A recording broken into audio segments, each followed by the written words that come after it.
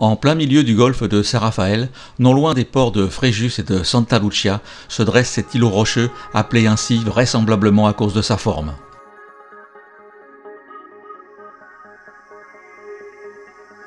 Du côté exposé au large, on peut y effectuer une belle plongée sur un tombant orné de magnifiques gorgones.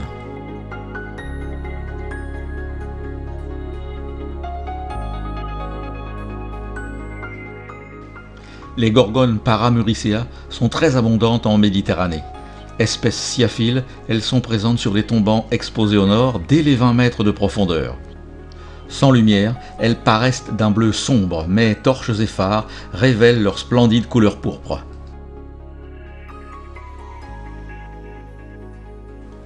La gorgone rouge étale ses branches ramifiées et tortueuses sur près d'1 mètre de haut et ses polypes filtrent l'eau au gré du courant. D'après la légende, c'est Athéna qui, offensée, transforma la gorgone Méduse en monstre hideux au regard mortel. Persée la tua en la décapitant, et du sang qui s'écoula de la tête naquirent Gorgone et Corail.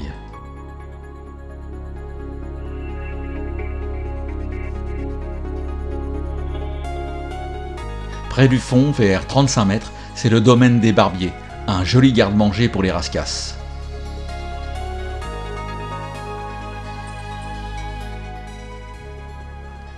Justement, elles sont là, immobiles, à l'affût, prêtes à avaler un imprudent.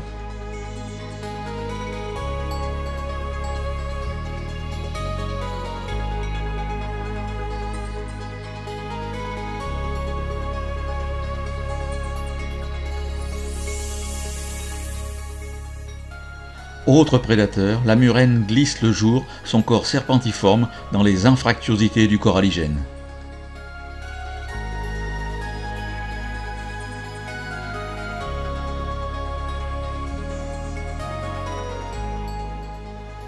Un mets de choix pour beaucoup, mais ici, il faut attendre la mue.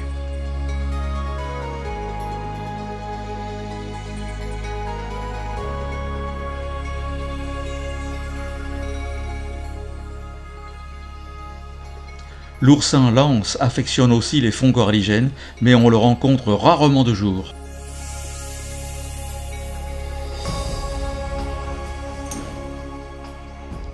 Et puis, s'étalant à l'abri de la lumière, sous un immense surplomb, voici le clou de la plongée du lion, un mur couvert de corail.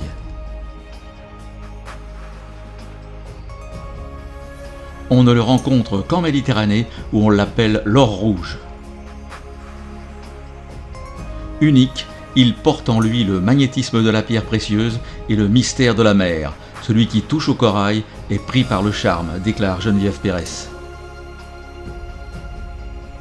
De tout temps, le corail servit d'ornement au genre humain, de médecine même si on en croit Molière, de monnaie d'échange, de talisman ou de porte-bonheur comme en Corse où on le dépose dans le berceau des nouveau-nés.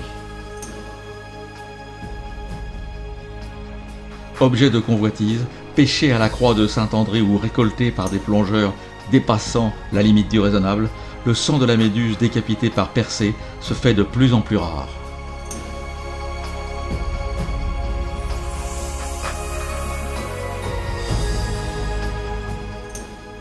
Il faut s'arracher à la fascination et remonter, car l'azote s'accumule et les paliers seront longs.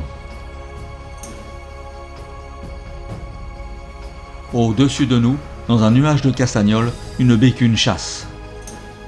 Étonnant qu'elle soit seule, ses compagnes ne doivent pas être loin.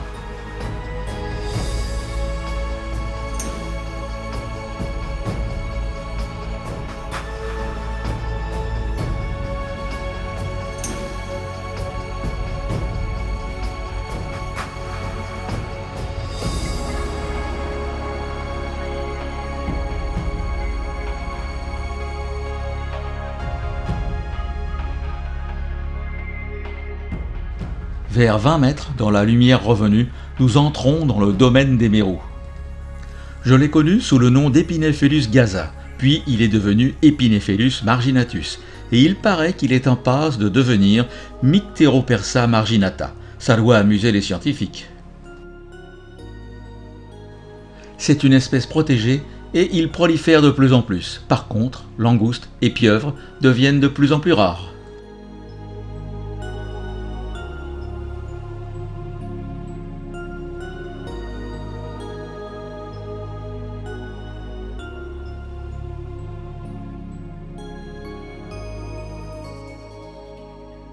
Par chance, Jacqueline trouve un poulpe, le seul que nous ayons vu cette saison en Méditerranée d'ailleurs.